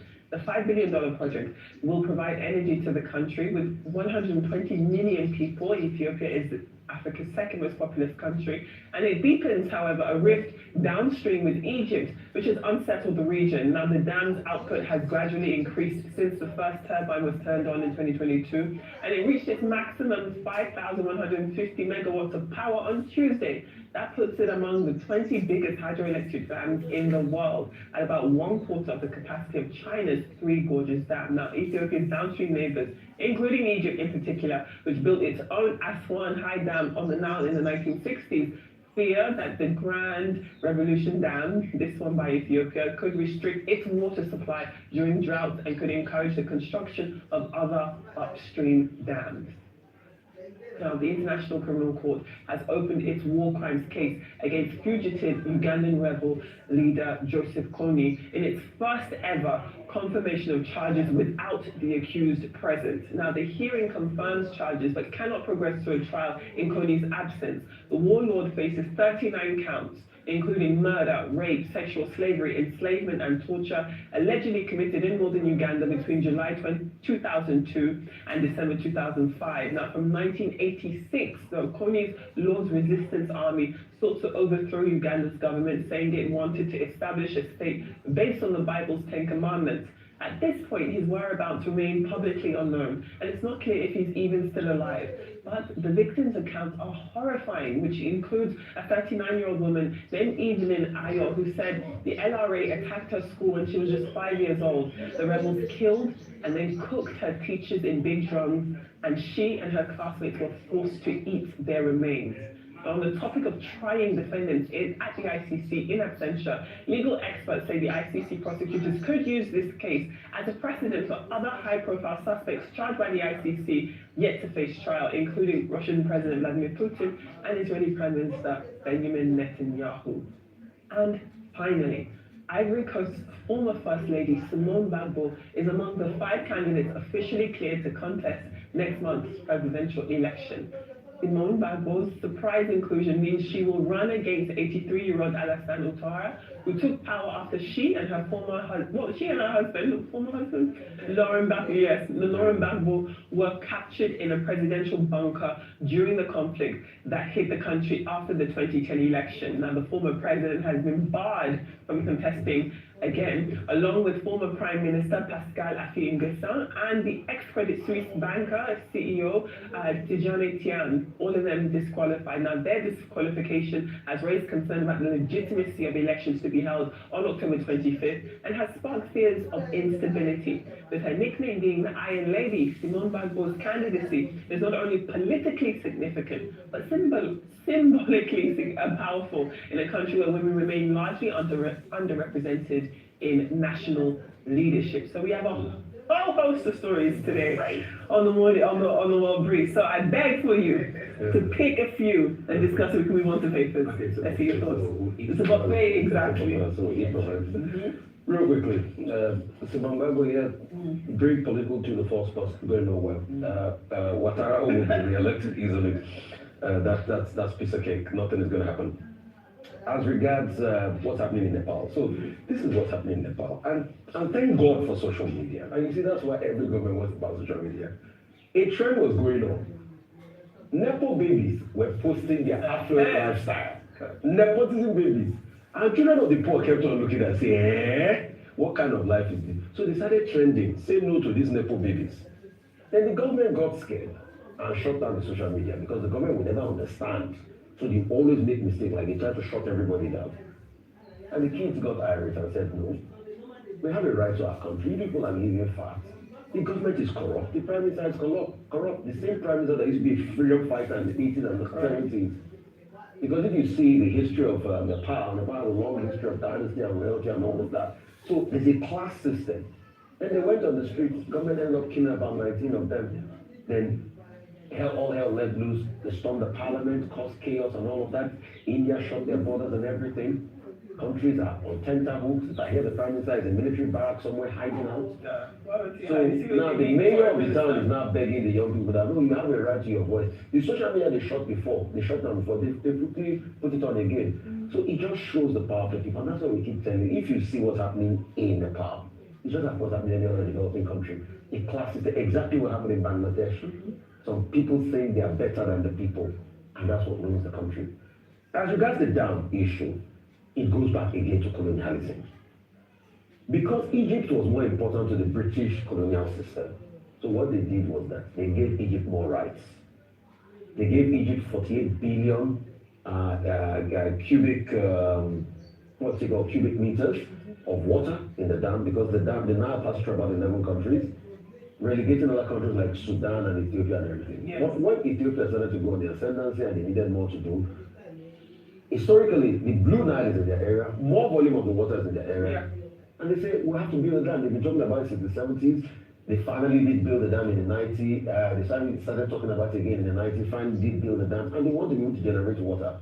And Egypt and Sudan on one side are saying, no, we are not happy about this and all of that. But Egypt had no right over the Nile. It was because the British increased the concession of volume of water they can use in the first place. That's how we got here. So that's how we got here in the first place. So it's just, hegemonies fighting against each other. But Ethiopia has a right to also develop. The Nile is for everybody. It is. The Blue Nile and the White Nile. And as regards Israel, Israel keeps violating every law. Trump said he knew about the attack. But the funny and the interesting thing is, he said before he told the Qataris, the attack had already happened. How can you allow to bomb a sovereign nation like that? Right. And a nation that bought weapons worth over 16 billion from you, the Qataris. Right, okay, so I want to talk about Nepal this one, because I feel like there are lots of lessons that can be learned, and actually lots of similarities. I won't mention where, but I can draw some similarities between the agitations of what they've termed the Gen Z. I think that time is, they call them the coconut head generation in this part of the world. They call them the Sorosuke generation, the ones who speak up, and Sorosuke speak up loudly, and the ones who will not take nonsense. We saw that happen in this part of the world, and that's why I want to draw some. It's almost like deja vu. You know, you follow the story and what's happening in Nepal, it would almost seem like a familiar script that many of us have seen. So what started it off? Before you talk about the Nepo kids, Nepo babies, by the way, social media is very powerful in Nepal, with Facebook being the most accessed platform. Now, Facebook, Instagram, TikTok, WhatsApp are powerful tools that a population that has over 25% of them living below poverty lines access. You know what they say about the idle man being the devil's workshop, especially when you have access to seeing how the rich and famous, who according to some of the young people that were interviewed, flash this wealth without showing the merit for accessing it, the luxurious lifestyle, and you cannot make a connect between how they got there and what they are spending. And then there's a huge divide between the rich and the poor. And so the people want them. It's after a while, the poor will want to eat the rich after they, you know, when they get so hungry. But this is what happens when people have been pushed to the wall. It brings out barbaric tendencies, as what we've seen, because they cannot describe anything. They're burning the government, the parliament, they are beating up ministers, they're beating up politicians. The people are angry, especially the young people who have come out in protest to say enough is enough. Now, what happened? The Nepalese government said, perhaps seeing how powerful social media is in the country, as we also know in another parts of the world, and they said, okay, all social media platforms have to register with the Ministry of Communications and Information Technology. Now, failing this, when the deadline was up, they shut down about 25 social media platforms, and then the young Gen Z people went up in arms. Now, this sparked the protest. However, they then used this as an opportunity to advocate for other unsettling issues, especially poverty, corruption being big on that, and that's why you see now this big, and they almost seem uncontrollable. In response, you know, I think, of course, the government didn't think this was going to happen. The military have now come out to say that they're going to contain whichever way they would be able to do this, and what we're now hoping for is that they wouldn't use excessive force. About tens of people have died already, lost their lives, 200 people injured already across Nepal, yet the young people are still angry, upset that the government has deepened inequality, despite efforts that have been made in recent times to reduce poverty and inequality in the country. The people are coming out to say, you know what, enough is enough, corruption has to end. And the power of the people, the Prime Minister has resigned now. And there's no one knows who is in charge. And guess another similarity, there's no leader of the mob. Young people just came out, so in terms of negotiation, who's going to come to the negotiation table? Very similar. I said it was like reading a script I had seen before. Now the military is firing live bullets, and I mentioned bullets, as well the protesters. So a number of things there, and just one statement, press covers differently. One statement of Simone Bagbo, I'm not as unenthusiastic as before. I think that she would give Ouattara a run for his money. She's not just been the ex-first lady, but she also has strong political history, being a PM herself, being a heavy voice, a strong voice, and having gone to prison and fought, you know, in alongside her husband. So I'm looking forward to maybe seeing the first female, leader of my people. Okay, in my view, what are the key editorial questions? With Nepal, the issue is about youth power. The people driving this revolution, in quotes, in Nepal, they are a group of persons called Gen Z.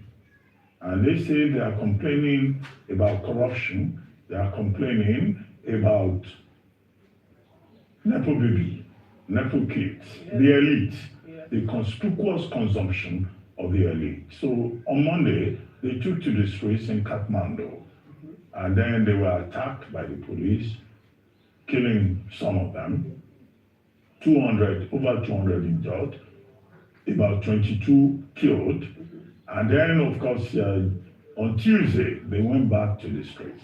They burned down the houses of political leaders and those they believe were over-enjoying, in the country.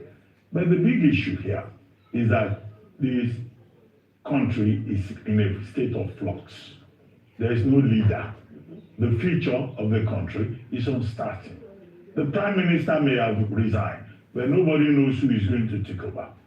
Now, the military, the general, the chief of army staff has stepped in to say, okay, we want dialogue. there will be an opportunity for dialogue. But who is going to dialogue? Because as you heard during NSAS in Nigeria, there is no known leader of the revolution. This is just a coalition of young persons, of collectives, of angry young people. So that's why the future of Nepal is in a state of flux. Yes. We do not know how the revolution, in quotes, they do not call it a revolution, how it will end. That's the major problem that they have. With regard to the celebration in Ethiopia yesterday of the 5 billion 14-year project in the making, 112-mile long, Grand Renaissance Dam. That's what it is called. That they launched yesterday with a lot of traditional dancing. The problem is about the deepening of diplomatic tensions involving Ethiopia, involving Sudan, involving Egypt. Now, the Blue Nile, or the Nile generally, is considered a major thing for Egypt. Yes. Egypt says, no Nile, no Egypt. And now, Ethiopia has successfully won the diplomatic tension that has been on for 14 years by creating this dam. And now they say the dam will give their people more electricity, will create jobs, and that they can even sell electricity to other countries. And in their view, Egypt and Sudan do not have to worry. But the problem here is that what will happen next? In 2019, in his first comment, President Trump tried to intervene. But that diplomacy failed because Trump was on the side of Egypt. In fact, he suspended funding for Ethiopia. Ethiopia now said, look, they use their own money to do this thing for their own people and to bring them opportunities. So what is going to happen next? In 2019, Trump said that, look, Egypt will have no option but to destroy that dam. Would that happen? So we have to worry more about what happens hereafter. As for Simone Gbagbo, now people have been talking about symbolism, that she's a woman who is going to be part of the election in Côte d'Ivoire. The campaigns will start October 10. The election is on October 25. Now, they say, oh, symbolism. But she's not the only woman. There is another woman called Ajua, yes. Who is also part of the process. 5 candidates have been approved. Now, out of these 5 candidates, you have Simone Gbagbo, you have Ajua, and then you have 3 other, you have Ouattara, yes, 83-year-old who wants to die in office, like the Cameroonian Paul Biya, yes. And then you have 2 others. Now, Tidjane Thiam, who has been excluded, yes. Says that this is a sham election. And I think I agree with Tidjane Thiam, who says it's a sham election. What Alassane Ouattara has done is to put together a group of weak candidates who are not going to make any difference. Simone Gbagbo, yes, she was MP before. She was, taken to ICC. ICC is not the case after 9 years. She was taken to court after the 2010 election with her husband, but she survived. This same Ouattara, pardoned her and all of that. Okay, the question is her husband, whom she divorced in 2023, is he going to support her? So there's chaos, imagine lock this instability, because of this antivirus wow. in Côte d'Ivoire. But the basic issue, it's always some things here key the antivirus will block up. Like we do if not, once you're online 247 and you don't get antivirus, strong one, they go mess you up. They will mess you up. So it's in the same boat with Paul Biya, it's in the same boat with Equatorial Guinea, Odiamo, and that's something.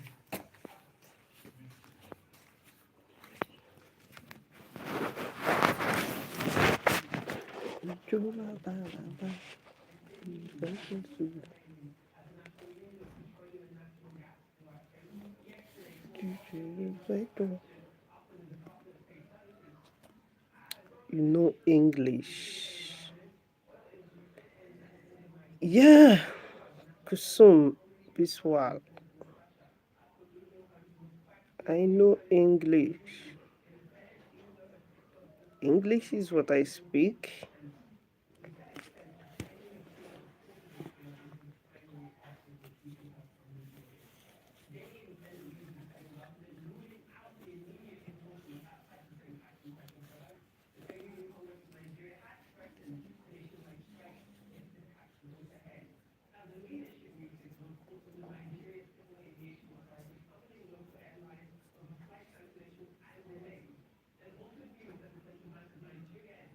Rohit. Rohit S. You're always online.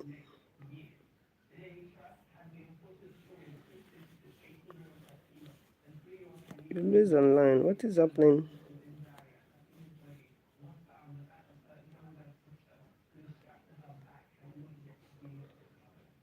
How is your country, your state, your streets, your area in India?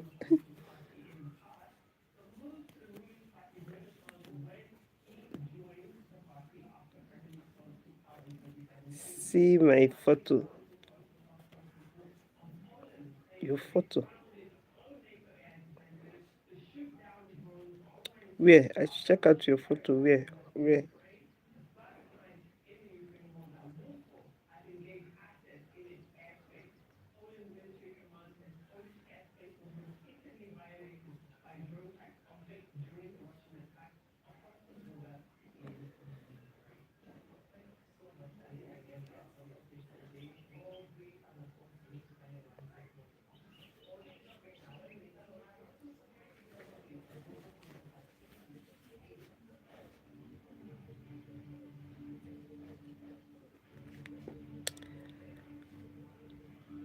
Where's the photo, Rohit?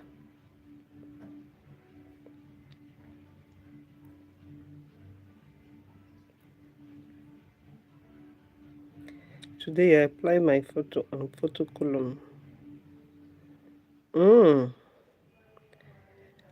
Okay. So I should check it out.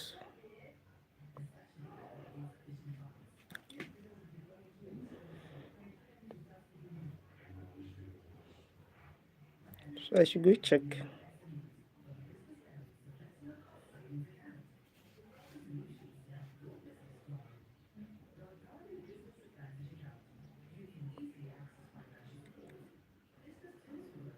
Check it. Okay. I'm going to check it.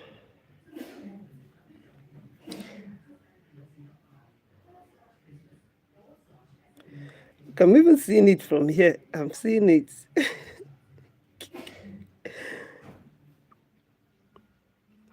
I'm seeing it. So after the live stream, I'll check. I'll look at it very well. Let me even know how you. Yes, after live, I'll see. You know, I've actually not seen you, Seth. So after the live now, I'll definitely see. Let me even know how you look.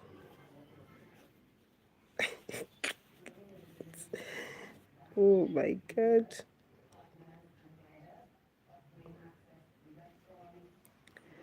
No comment is visible after live. Yeah, comment is not visible, but I'll check your profile.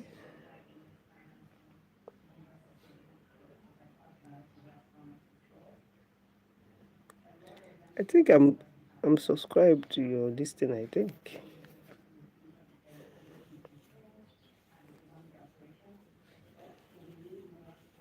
I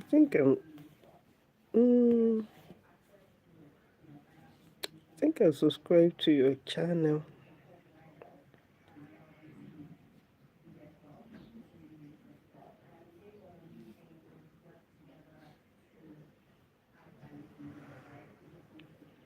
I just think so. I don't know, but I think I'm following you.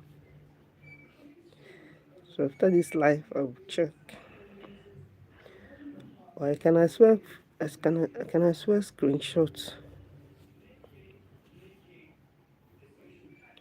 Can as well screenshot this comment so that I will not forget.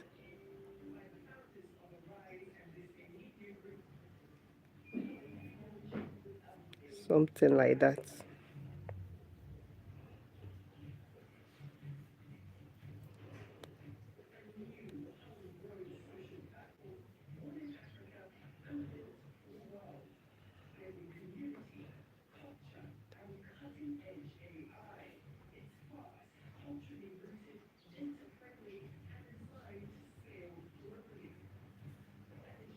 So how is your country?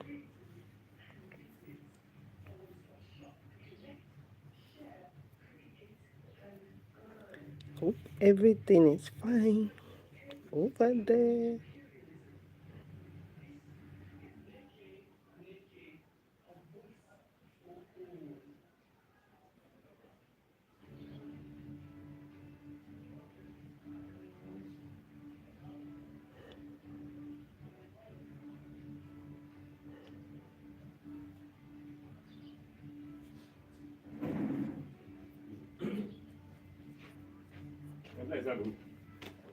This system go this thing. I won't copy anything, no copy. Now asking if you copying this thing cannot move unless you are copying without some of the major properties. Okay, you won't carry on go school. Carry now. Doing life.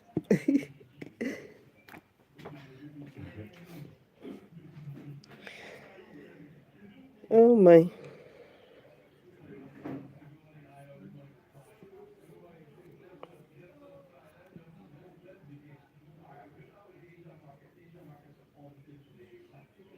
Ijo balaba.